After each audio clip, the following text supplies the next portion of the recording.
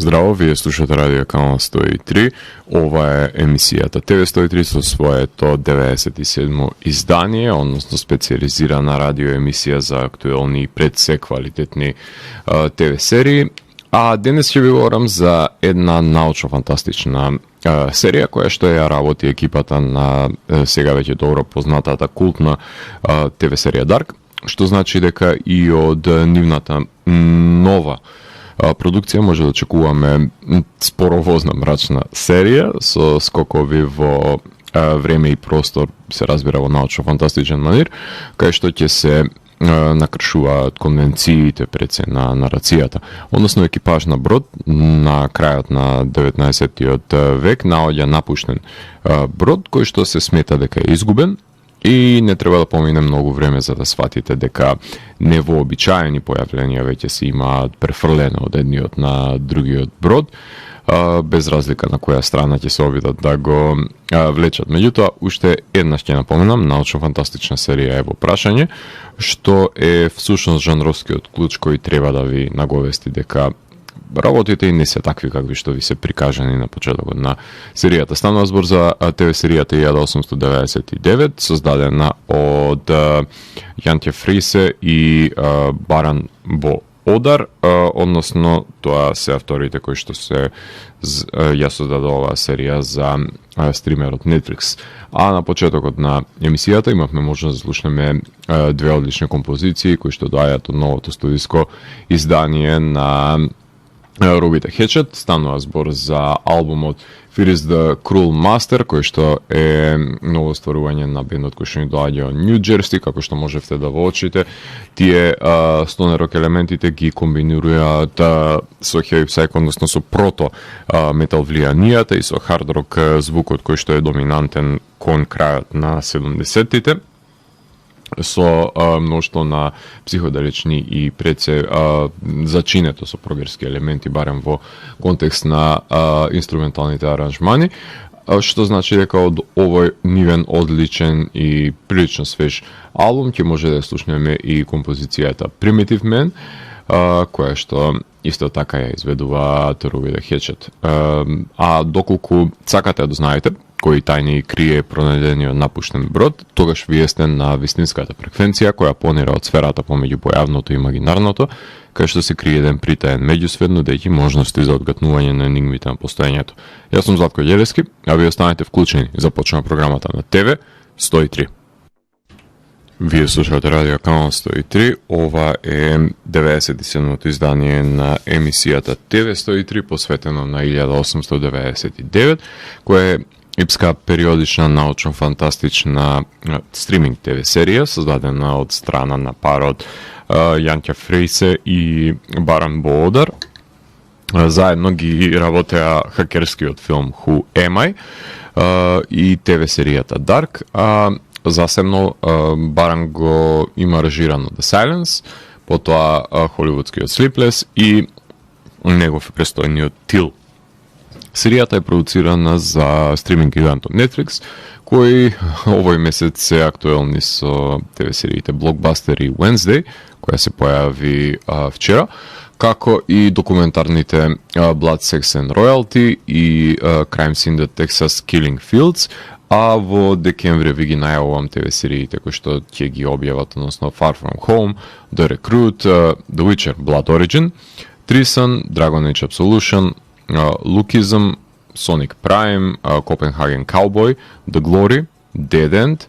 Glitter, Time Hustler, Lady Voyeur, Smiley, The Most Beautiful Flower, Hot Skull, Beasts of Bangalore, Indian Predator и нови сезони на веќе постоечки серии, така што стримерот континуирано ја гуши борбата за дигиталните пространства со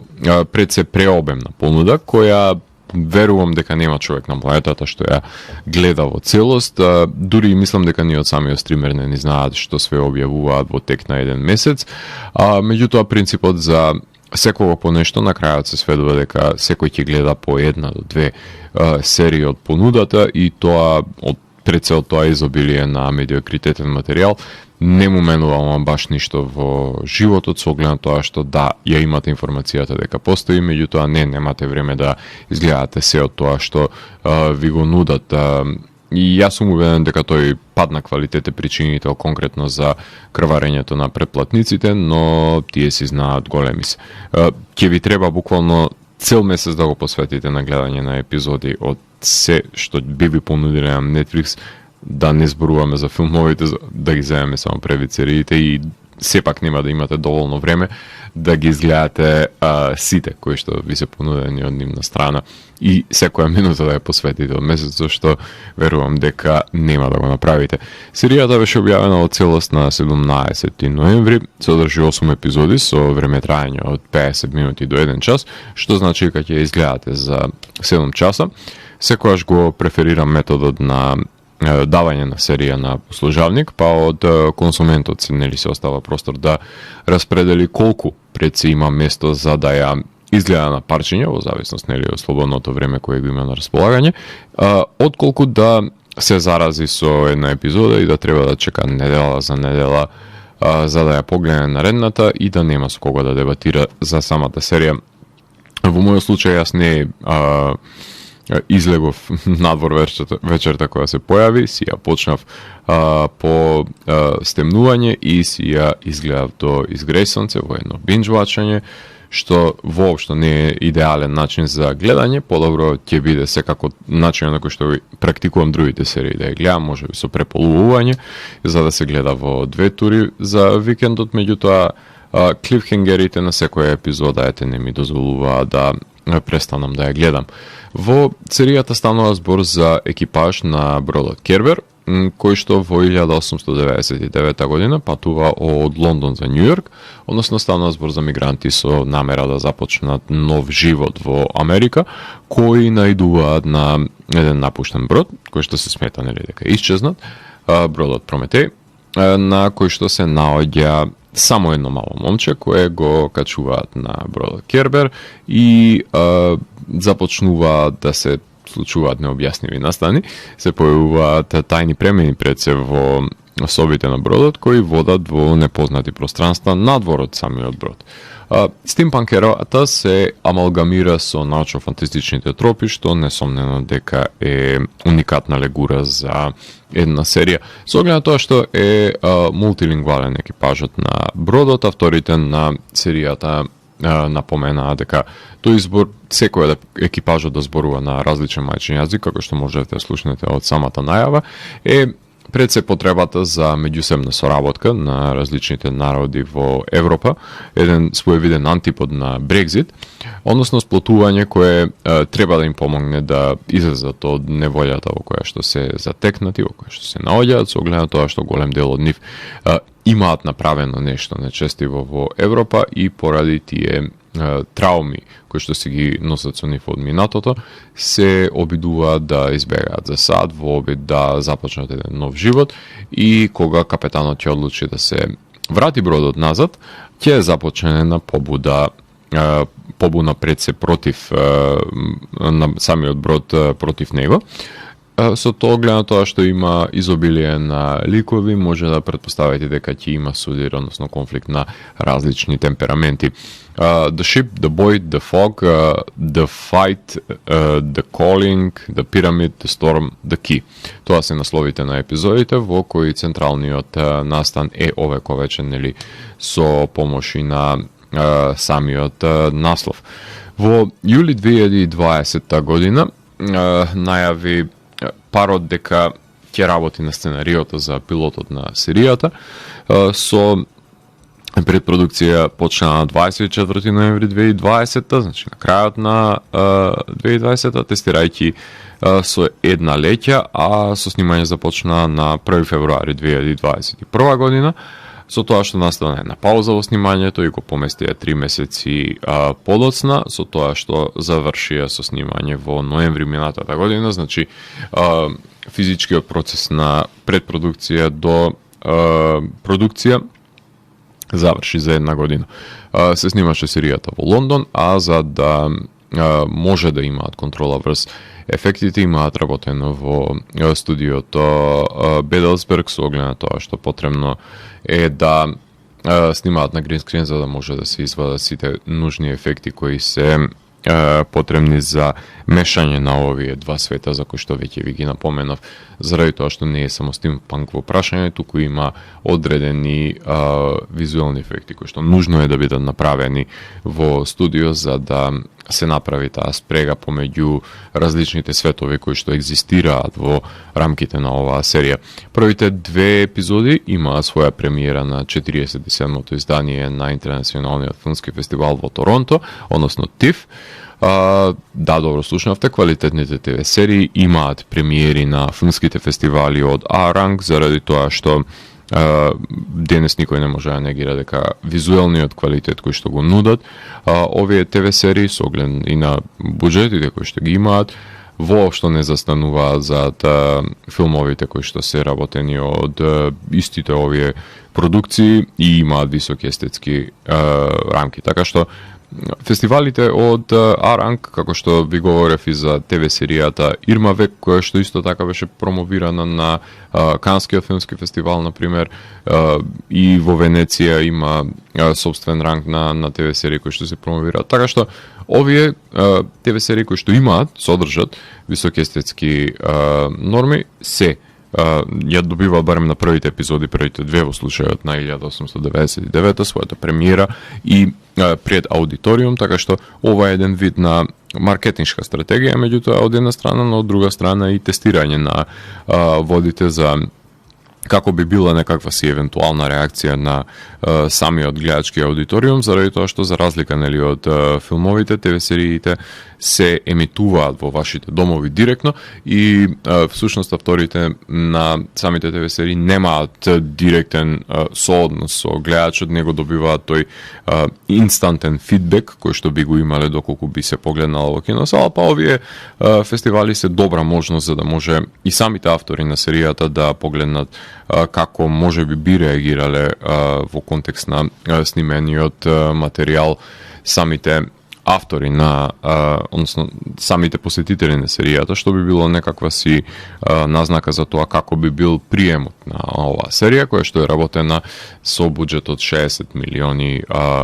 евра, со тоа што германскиот филмски фонд фрлија рекордни за нив 10 милиони евра, што нема дадено на друга серија до сега во историјата на постоењето на овој фонд, и 48 милиони ги додаде Netflix за да може да си ги купат и ефектите и песните, но и техничката екипа и актерската која што е потребна за да се реализира оваа серија. Тука ќе направиме една кратка музичка пауза, односно од преслушаните композиции на Рубита Хечет, од Нью Джерси се селиме во Атина во Грција, од кај што ќе слушнеме бендот Halfgram of Soma се извинувам, односно тие го издадоа нивното ново студиско издание Slip Through the Cracks, кое што е продуцирано од истиот продуцент кој што има работен на албумите на Thousand Mods, кој што имаме можност да ги погледнеме во изминатиот период дури во Скопје, односно Джордж Елеодис, така што уште еден бенд кој што го продуцира тој, и овие петмина од Атина звучат прилично слично со оглед на тоа што влијанието од Stoner Rock, Heavy Psych, Grunge и музиката пред се на 90-тите е доминантен фактор за звукот кој што се образува во овој бенд, од кој што ќе слушнеме композицијата Mac and Cheese, Voyager, High Heels и Mind Game, кои што се наоѓаат на нивното студиско стварување Slip Through the Cracks, односно слушаме Half Gram of Soma и потоа се враќаме утре да ви говорам за актерите и актерките, односно влоговите кои што ги имаат во ТВ серијата 1899. Уживајте. Вие слушате Радио Канал 103, ова е 97-то издание на емисијата ТВ 103, која што е посветена на ТВ серијата 1899, за која што можете да слушнете за иновативната технологија која што е користена како замена за green screen, со тоа што се проектирани сите тие пейзажи каде што настануваат тие пресеци во простор и време и им овозможуваат на актерите по евокативна можност да се поистоветат со локациите каде што би требало да снимаат наместо да се испратени таму со цела свита, со авиони, со цела екипа, едноставно се прикажуваат, односно се проектираат и околу нив се глуми. Така што ова е еден од тие интересни чекори на техничко рамниште, кој што во иднина ќе гледаме се повеќе и повеќе продукции кои што ќе се нафатат на овој подвиг. А во овој сегмент на емисијата ќе продискутирам за улогите во оваа серија, кој што е предводена пред се од Емили Бичан, која што е знаете од Into the Badlands и од Hail Caesar, односно таа ја глуми Мора Хенриете Френклин, односно Синглтон. Таа е невролог, една од првите жени докторки во Обединетото кралство, која што е омаловажувана поради тој незин избор на професија од страна на еден незин самобендисан колега, која патува сама за САД и за потребата на самата серија, затоа е напоменав две презимиња. Таа има една двојна функција со оглед на тоа што едно е тоа што таа представува во стимпанк сегментот, друго е таа што представува во научно-фантастичниот потфат, а сосема трето е па во самиот епилог. Покрај неа во серијата глуми Онеорин Бернард, кој што го знаеме од 13 и од Данкирк. Тој го глуми Даниел Солес, односно тоа е мистериозниот човек кој што се качува на Кербер кога ќе се пресретне со бродот Прометеј, кој на нераскинлив начин е врзан со Мора, само што таа се уште не е свесна за таа нивна меѓусебна поврзаност покрај нив. Тука е и Андреас Пичман, кој што го глуми Айк Ларсен, тој е капетанот на бродот Прометеј, кој кога ќе одлучи да го влече, односно кој ќе одлучи да влече Прометеј со Кербер, капетан на Кербер, назад во Европа, ќе се организира побуна против него на самиот негов брод. Мигел Бернардо го глуми Ангел, односно богат шпанец кој патува заедно со Рамиро, кој глуми Хосе Пиментао, кој што е лажен свештеник, кој што патува нели со Ангел. Покрај нив во екипажот се и Линги, тоа е ликот кој што глуми Изабела Веј, односно мистериозна жена од Хонг Конг, која што патува со Юкие, која е подготвена да биде гейша, а Юке ја глуми Габи Вон, која што е средовечна жена од Хонг Конг, која што патува заедно со Линки и ја подучува на јапонски. Жером е ликот кој што глуми Јан Гайл, односно тоа е францускиот патник во екипажот. Покрај него исто така ја имаме тука и Клеменс, која што ја глуми Малтилде Оливиер, ние ја знаеме од филмот Оверлорд. Таа е млада дама, французинка од париската елита, која што патува со незиниот сопруг Лусиен, глумен од Јонас Блоквет, кој што го знаете од филмот Ел. Тој е богат парижанец, поранешен наредник од француската армија, мажот на Клеменс кој што војувал и го предал својот пријател во војната, а Розали Крек, која што глуми во мюзикли, глуми Вирџинија Вилсон, богата британка. Полјакот кој што е на пат на Америка е Олег, глумен од Мациеј Мусијал. Покрај нив има едно данско семејство на бродот, кое што е составен од Тове, која глуми Клара Росагер, односно таа е бромената данка која што патува во Америка заедно со родителите Ибен и Анкер, со тоа што младиот данец со лузна лицето е Крестер, кој што глуми Лукас Лунгар Тонер, а додека сме кај Ибен и Анкер, Ибен ја глуми Марија Ереволтер, таа е религиозна данка, супругата на Анкер која патува со нивните деца. Таа е религиозниот фанатик во серијата, која наводно го слушала гласот на Бог во незината глава, а не незините гласови. Александре Вилијам, која што глуми во Валеријан и Том Рейдер, го глуми Анкер, односно тој е религиозниот данец кој патува заедно со неговата сопруга Ибен, синот Крестер и ќерките Тове и Ада. Покрај нив на екипажот на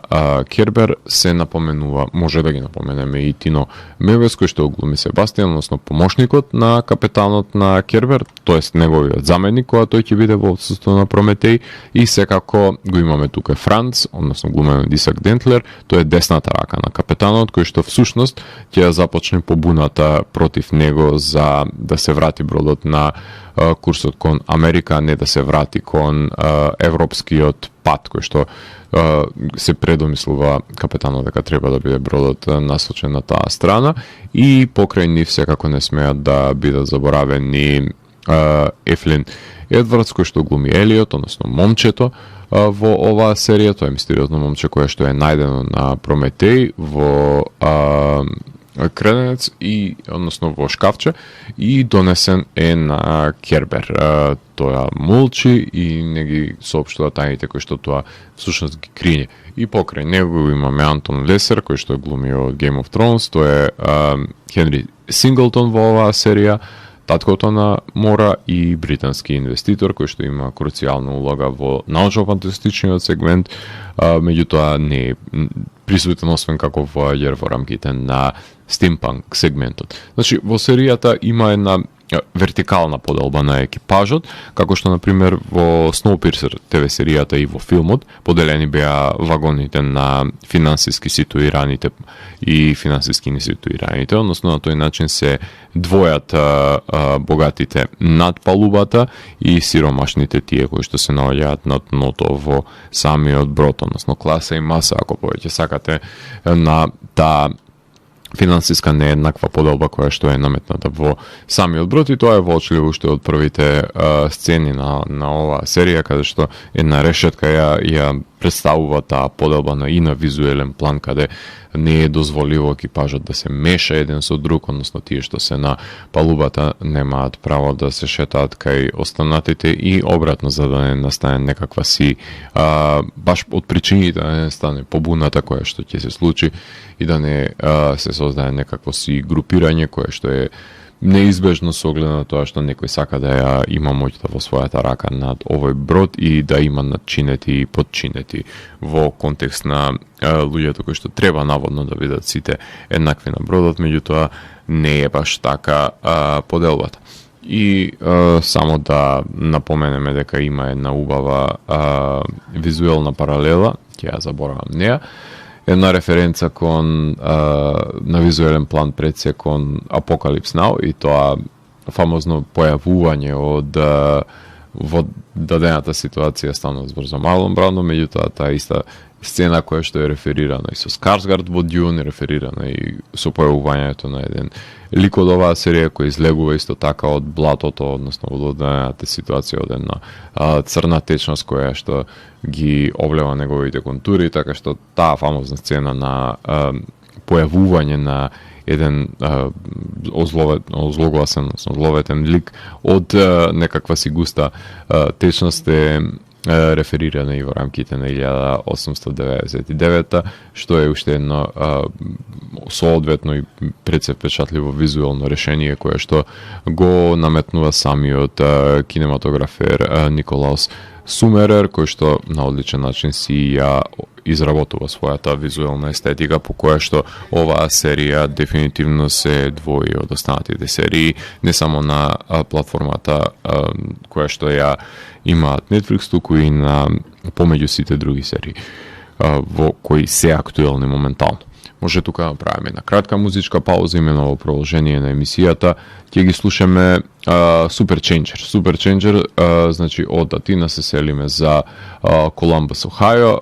кој што го издадува своето деби издание, именувано како Volume 1, станува збор за трио кое што свири инструментален дум стонер, составено од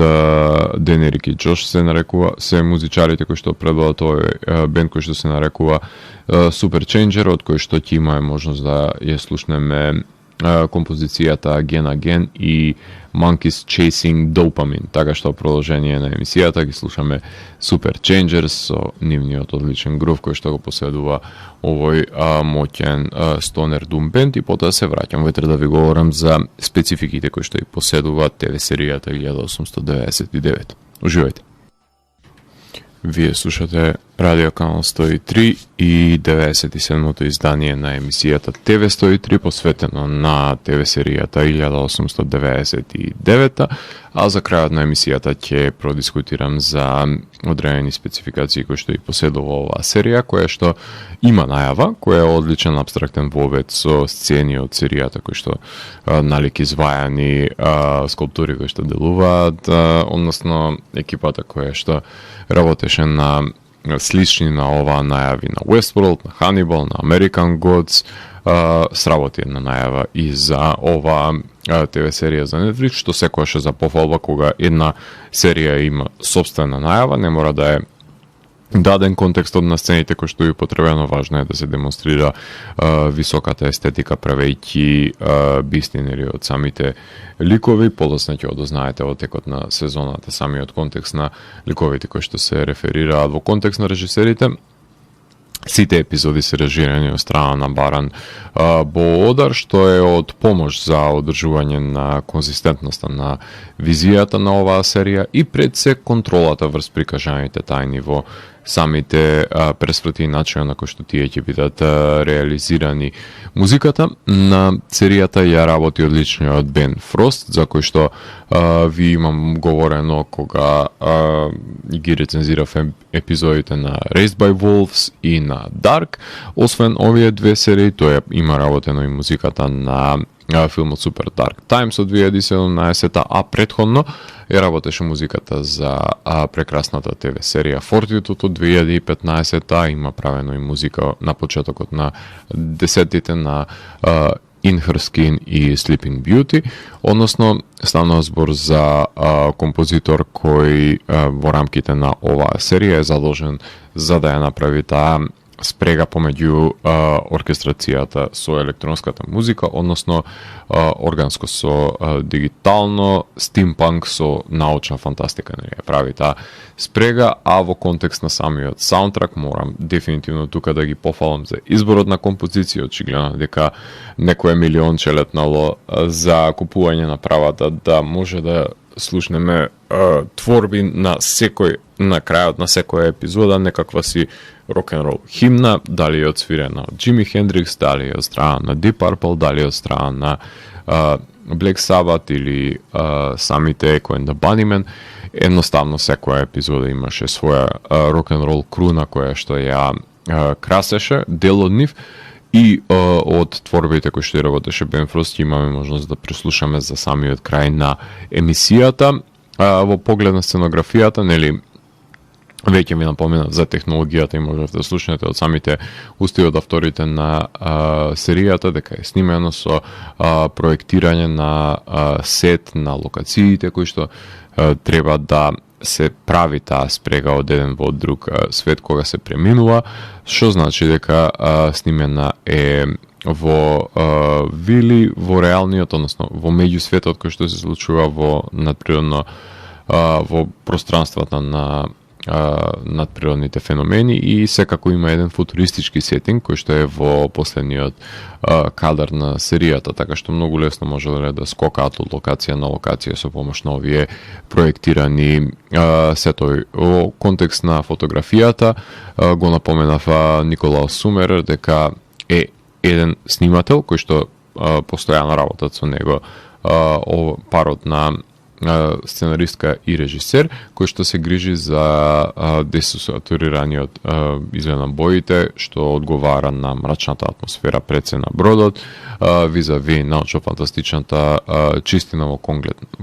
конкретно во контекст на стедикем техниката и користење и одмерените кадри и технолошките напредоци во самиот меѓусвет кој што си го наоѓаат своето место, како и пространствата надбор од земјата, но се снима и на интериери наменети да наликуваат на екстериери во ливадите, кај што се преминува од самиот брод во контекст на монтажата. Секупното действие мора да го балансираат монтажерите Денис Бачтер, Ања Сименс, Софија Лингрен и Асканиус Ботгер, се извинувам, кои што мораат овие, условно да ги наречеме 3 симулакруми, да бидат проткаени во една непрекината низа со премини помеѓу нив, каде што ликовите би се провлекувале од едниот во другиот во третиот свет, така што мора да се направи некаква си спрега помеѓу нив, која нема да биде одбивна за гледачите, напротив, треба да биде флуидна, што во монтажата секако дека е круцијално. Поглед на костимографијата, шминката, повторно имаме 3 света, едниот е од 19-тиот век, вториот е модерното време и третиот е футуристичкиот. Поглед на надприродните елементи, имаме халуцинација колку што ви душа сака, имаме градење на CGI израстоци во самиот простор, имаме премини во светови, така што надприродните елементи се конститутивен дел од ТВ серијата 1899. Од хумор нема ни трага, а од еротика има само во една мастурбаторска сцена помеѓу ликови кои што се наоѓаат помеѓу нив решетка. Ефекти има преобемни CGI кликаници, не ми пречеа премините во просторот, но растењето на таа црна материја која што ви ја напоменав ми оди на нервија, нужни се нели отворите во вода за да се проголта бродот, што значи да замине таму каде што заминале и самите пари за инвестирање во серијата, меѓутоа таа црна материја и разлевање од во самото пространство се двои и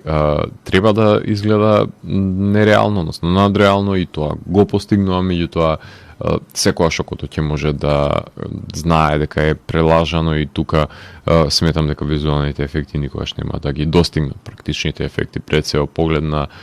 флешбек имаме ликови кои што бегаат од минатото, нема поделен екран, има соништа, халуцинација каде што патат ликовите од привиденијата кои што ги прогонуваат. Жанровски, ова е епски, периодичен, научно-фантастична ТВ серија пред се, стилизирани јазици. Значи, оваа серија морам да напоменам дека е повеќе јазична, кај што се зборува на огромен број на јазици, односно не само на англиски, германски, туку и на шпански, португалски, дански, полски, кинески, француски, на што уште не. Погледано на остатоците, секогаш ќе биде присутна замерката за неважноста на спорадичното действие помеѓу ликови, кои се докажува дека е фаталистичко, но кога сте изложени на мноштво споредни ликови, ова често го повторувам и ќе продолжам да го повторувам, кои што се борат за простор во серијата, тешко е кога ќе се поврзете подлабоко со нив, и тоа ќе биде една од проблематиките кои што очигледно сценаристите не најдоа начин како да ги разрешат, односно да се воздржат од толку обемен призор на ликови кои што се присутни во една серија. Научно-фантастичните тропи секако дека се копија на веќе постојачки, заради тоа што научно-фантастичниот жанр, според мене, веќе ова го конституирав со децении назад, одамна е мртов и се рециклира, и тие жанровски тропи кои што функционираат, само се репродуцираат и повторуваат една друга. Поглед на континуитетот на епизодите задржан е со клифхенгери, иако има празен од со незначаен сооднос помеѓу ликовите, барем во неколку од случаите, а во градењето на ликовите фокусот е ставен на неврологот и на незината фамилија, но има изобилие на споредни ликови кои што имаат периферен удел за севкупното действие пред се поглед на интертекстуалноста и адаптацијата. Тука серијата си добие едно обвинување за плагијат од страна на бразилската авторка Мери Кагнин на графичката новела Black Science од 2016 година, каде што исто така има пирамида, има екипаж на брод од различни држави, која смета дека на некоја стрип конвенција биле соочени авторите на ТВ серијата со незиното преведено дело, така што таа смета дека со оглед на тоа што го има издадено 2016, дека одредени концепти биле позајмени од него и реализирани без нејзино право во контекст на самата серија. Судот е тука да одлучи дали е тоа така. поглед на аналогијата за референциите пред кои што се повлечени, ги напоменав имињата на бродовите, Кербер и Прометеј, потекнуваат од митологијата и поврзаноста со куќето од пеколот и крадецот на огнот од боговите е повеќе од јасна. Во поглед на слични серии, земајте лист, хартија и пенкало и запишувајте. Dark, Sense8, Lost, DOA, Beyond the Walls, Channel Zero, Westworld, Severance, Glitch, Counterpart, Manifest, The Third Day, Homecoming, Departure, The Mist, The Lost Room, The Leftovers, Fringe, Under the Dome, Into the Night, Midnight Mass, Fingersmith, The Girl in the Mirror, Taboo, The Nevers, The Society, Stranger Things, 1983, Outer Banks, The Handmaid's Tale, Penny Dreadful, Yellow Jackets. Ова се сите серии кои што им падна на памет, кои имаат некакви си необјасневи, односно мистеријата е развлечена во нив, односно необјасневи агенси, меѓутоа наспроти тоа имаат и надприродни појавленија и разоткривање нели на тие научно-фантастични тропи кои што се вметнати во нив. Тензична е атмосферата, гледливоста е загарантирана и убедливоста е постигната во поглед на самиот епилог, сосема е соодветен тој елиеновски крај, така да го наречам, условно кажано, со оглед на тоа што и самиот процес на наоѓање на напуштен брод е всушност премисата на Aliens, каде што еден брод е пратен за да открие зашто е исчезнат другиот вселенски брод, но редно е да заврши со екипаж нели од другиот брод кој што преоѓа на првиот. Така што оваа премиса беше комплетно пресликана во контекст и на самата серија, која што е условувам со оценка 8 од 10 во мојата евалуација, а продолжение не знам каде би ја носеле приказната, искрен да бидам, освен ако има некаков си друг екипаж или па се стави во некој си друг контекст на затворениот свет кој што е симулакрум на реалноста во која би биле заглавени останатите ликови, а не само протагонистката, така што би било проблематично каде би се движала оваа серија, меѓутоа не се сомневам дека ќе се направи некаков си мултиверзум каде што ќе може да се разглоби чинодействието во поголем детал, така што не се сомневам дека ќе добие своји дополнителни продолженија со оглед на тоа што ја дигна потребната фама која што треба да има една ТВ серија на Netflix конкретно. Во за самиот крај на емисијата ќе имаме можност да ја слушнеме најавната шпица, ја издвоив, ќе слушнеме на композиција која што ја работи самиот Бен Фрост во самиот скор на серијата и секако ќе ја слушнеме доколку имаме време The Killing Moon, се извинувам, The Wizard би ја слушнале и секако од јавната шпица, односно Стармен на Боуви. А во контекст на културните настани кои што може да ги посетите во рамките на периодот кој што ни престои, оваа сабота во 20 часот во Милениум ќе има специјално прикажување на кајмак на Милчо Манчевски со Q&A кој што е наменет за посета на студенти кои што ќе имаат можност да продискутираат за значењето и снимањето на овој филм, а во контекст на концертите кои што се одвиваат моментално во тек е ПИН музичката конференција и шоукейс во Младинскиот културен центар и овој настан ќе биде споен заедно со Live Europe фестивалот кој што е во негово надополнување, значи од моментално од денес од четврток до буквално до 26 ноември ќе може да уживаме во прекрасен избор на огромен број на бендови и нивен перформанс. Во сабота во 20 часот имаме книжена дружба со Јулијана Величковска во Буква. Лузерфест се одвива во недела во 20 часот, а таксират е закажан на главната вечер на 7 декември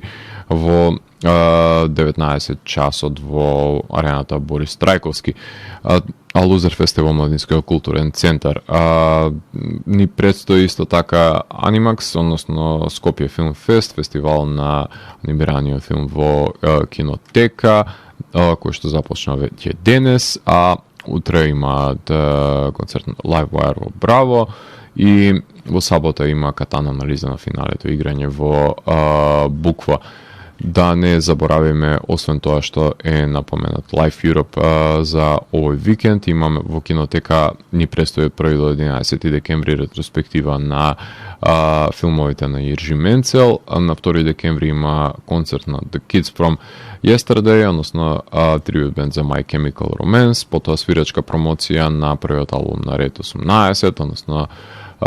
Red 18's Grid во Woodstock на 3 декември во 21 часот и секако 8 декември Рамбо Амадеус во Филхармонија во 20 часот. Покрај нив среда 7 декември 25 години Crossroad Blues Band во Маракана во 21:30, а во Куманово гитаријада Куманово 2022. 3 декември 21 часот заеднички домек кино Напредок настапуваат Мизар и Крст Харт.